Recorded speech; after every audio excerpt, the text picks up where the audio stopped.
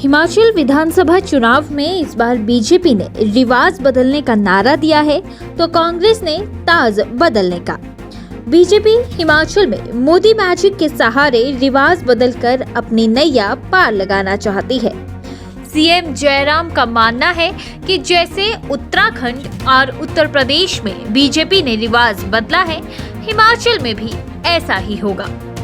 उधर कांग्रेस को आस है कि जैसे 5 साल के बाद सत्ता बदलने की परंपरा चली आ रही है, तो इस बार उनकी बारी है। इसके पीछे उपचुनाव में हुई कांग्रेस की जीत भी है। हालांकि अब कांग्रेस के पास पूर्व सीएम वीरभद्र सिंह जैसा चेहरा नहीं है। चुनाव प्रचार के दौरान बीजेपी ने लोगों को अपनी 5 साल की उपलब्धियां तो नहीं गिनाई, पर केंद्र की योजनाओं और पीएम मोदी के हिमाचल प्रेम को जमकर प्रचारित किया। चुनाव प्रचार में जहां बीजेपी ने ताबड़तोड़ प्रचार किया, वहीं कांग्रेस उससे पीछे ही रही। सोनिया गांधी और प्रियंका गांधी ने हिमाचल चुनाव में वो सक्रियता नहीं दिखाई जो दिखाई जानी चाहिए थी। हाँ, प्रियंका ने जरूर कुछ रैलियां की हैं। जयराम सरकार की उपलब्धियों की बात करें तो वृद्धावस्था पेंशन के लिए आयु सीमा 80 साल से घटाकर 60 साल करना, महिलाओं को बस किराए में 50% छूट, 125 यूनिट मुफ्त बिजली और 5 लाख तक के मुफ्त उपचार की सुविधा जैसी सरकार के पक्ष में योजनाएं रही हैं।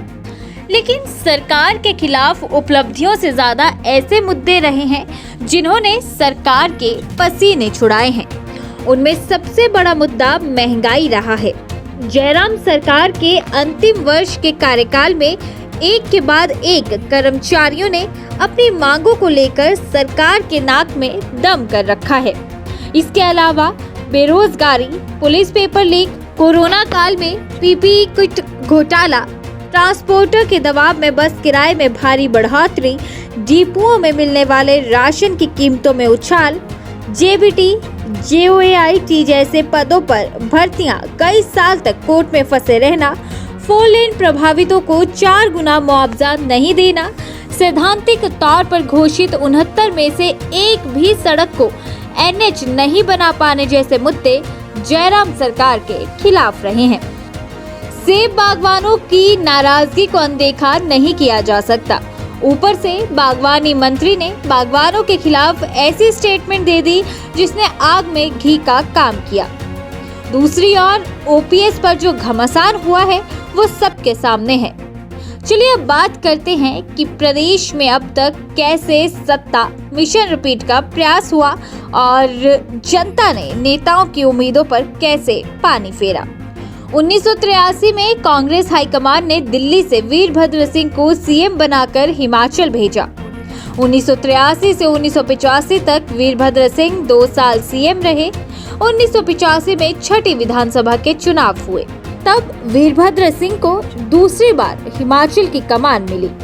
1990 में दोबारा चुनाव हुए, लेकिन तब वीरभद्र सिंह सरकार को रिपीट नहीं करवा पाए। 1990 के चुनाव में बीजेपी की सरकार बनी, तब शांता कुमार प्रदेश के सीएम बने। करीब 3 साल बाद सरकार ने बहुत कुछ खोया और प्रदेश में राष्ट्रपति शासन लग गया। साल 1993 में चुनाव हुए तो सत्ता में कांग्रेस की वापसी हुई। फिर वीरभद्र सिंह तीसरी बार प्रदेश के सीएम बने। 1998 में 9वीं विधानसभा के चुनाव जब हुए तो फिर से बीजेपी ने हिमाचल विकास कांग्रेस के साथ मिलकर सरकार बनाई। तब प्रेम कुमार धूमल पहली बार राज्य के सीएम बने। हिविका का गठन पूर्व केंद्रीय मंत्री पंडित सुखराम ने कांग्रेस से अलग होकर किया था। चुनाव में हिविका के 5 विधायक जीतकर आए थे और कांग्रेस और बीजेपी दोनों को 31 सीटें मिली थी। बीजेपी ने सरकार बनाने को पहल की और 5 हिविका विधायकों को मंत्री बनाकर अपनी सरकार बनाई, जो 5 साल तक चली। 2002 में दोबारा चुनाव हुए तो इसमें कांग्रेस की सत्ता में वापसी हो गई और वीरभद्र सिंह फिर से सीएम बन गए।